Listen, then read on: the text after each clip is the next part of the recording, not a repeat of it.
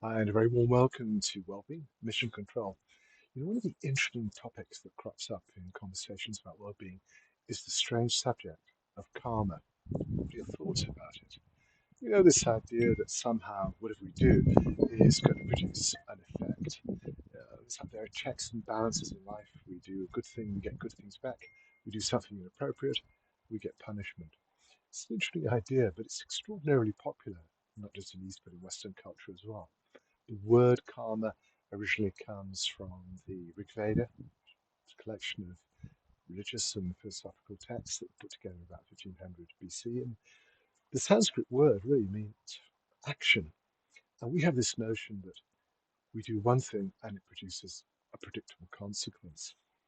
Of course, we love this idea in a world where we don't always see our idea of justice being fulfilled.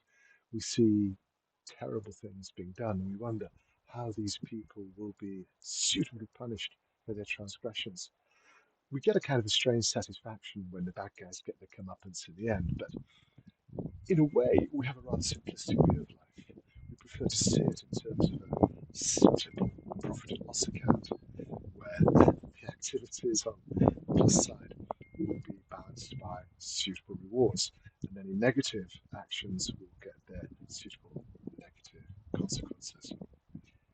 The ancient traditions have a rather different view of this, but nonetheless, the question arises, is it possible to escape karma? Well, the ancient traditions gave very clear instructions on how that could be done.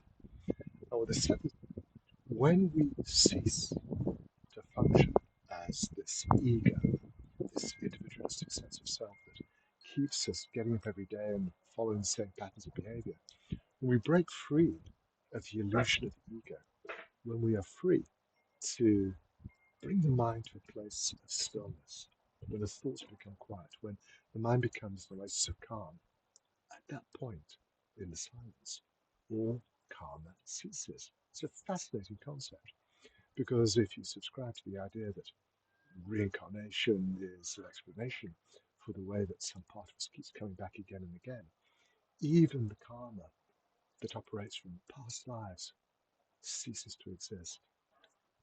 So if we're really going to free ourselves from the burden and the weight of all the terrible things we've done, it's an interesting concept that by bringing the mind to a point of stillness, by finding that oasis of calm, where the ego ceases to operate, within that silence, we could argue that we no longer exist in terms of the face we look at in the mirror every day.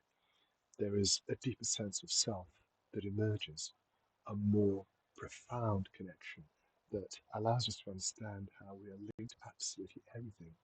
There is no separation. And I find that fascinating as a concept because there's some amazing research in the field of neuroscience that suggests we are constantly projecting the version of reality onto canvas of the universe. That of ceasing to project, of becoming a direct participant where there is no filter, there's no interruption between who we really are and everything around us. This allows us to participate in absolute reality. And in that state, karma ceases to exist. I'd love to know what you think. Let me know in the comments. It was great to hear from you. And at the start of a brand new week, allow me to wish you the most wonderful time and preferably karma free. I'll be back with you soon.